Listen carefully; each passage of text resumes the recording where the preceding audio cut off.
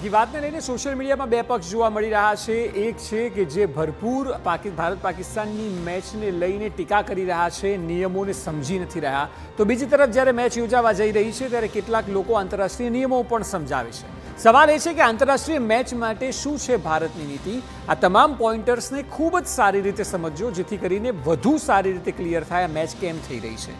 એક તો મલ્ટીનેશન ટુર્નામેન્ટમાં પાકિસ્તાન સાથે રમવા પર કોઈ પ્રતિબંધ નહીં હોય, એટલા માટે કારણ કે બહુ બધા દેશો જ્યારે ઇન્વોલ્વ હોય, આઈસીસીની ટુર્નામેન્ટ હોય ત્યારે રમવી જોઈએ અને એટલા માટે જ રમી રહ્યા છે। બંને દેશો વચ્ચે કોઈ દ્વિપક્ષીય શ્રેણી નહીં થાય, એટલે પાકિસ્તાન એકલું ભારત સામે રમવા માટે ક્યાંય નહીં આવે અને ભારત પણ પાકિસ્તાન જોડે રમવા માટે બાયલેટરલ સિરીઝ માટે ક્યાંય નહીં જાય। ભારતીય ટીમ પાકિસ્તાનમાં સ્પર્ધાઓમાં ભાગ નહીં લે। હમણાં ચેમ્પિયન્સ ટ્રોફી ગઈ, આપને ખ્યાલ હશે, ભારતની બધી મેચો દુબઈ રમાઈ હતી, જ્યારે કે અન્ય ટીમોની મેચો કરાચી, ઇસ્લામાબાદ, લાહોરમાં રમાઈ હતી। ભારત ત્યાં નહોતું રમ્યું। પાકિસ્તાની ટીમને ભારતમાં રમવાની મંજૂરી આપવામાં આવશે નહીં અને ઇન્ટરનેશનલ તથા મલ્ટીનેશન ઇવેન્ટ્સમાં નિયમોનું ખાસ ધ્યાન રખાશે, કારણ કે એક કરતાં વધુ દેશો, જ્યારે બે કરતાં વધુ દેશો ઇન્વોલ્વ હોય ત્યારે ભારત પાકિસ્તાને ન્યુટ્રલ વેલ્યુ પર રમવી પડે। પાકિસ્તાન સાથે ન રમવાથી શું નુકસાન થાય?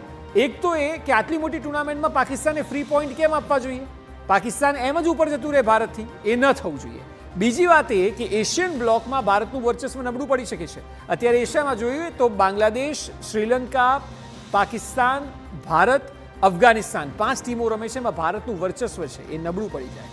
એ સિવાય આઈસીસી રાજકારણમાં પણ બીસીસીઆઈ નબળું પડી શકે, કારણ કે આટલી મોટી ટુર્નામેન્ટમાં આપ બેક ઓફ કરો એટલે આઈસીસીની ઇવેન્ટમાં એ નેગેટિવ માર્કિંગ થાય, જેની અસર બીસીસીઆઈ પર જોવા મળે। એ સિવાય બ્રોડકાસ્ટર્સ નારાજગીનો સામનો કરવા નથી માંગતા। એક અંદાજ મુજબ ભારત પાકિસ્તાનની મેચની વ્યુઅરશિપ એટલી હોય છે કે જેટલી આખી ટુર્નામેન્ટની નથી હોતી, એટલે કરોડો રૂપિયા એડવર્ટિઝમેન્ટના પણ આમાં ઇન્વોલ્વ હોય છે, જેની ખોટ બ્રોડકાસ્ટર્સ ક્યારેય સહન ન કરી શકે, એ પણ એક મહત્વનો મુદ્દો છે અને એટલા માટે આ પ્રકારની આઈસીસીની ટુર્નામેન્ટ્સ ભારત પાકિસ્તાન બંને રમવી પડતી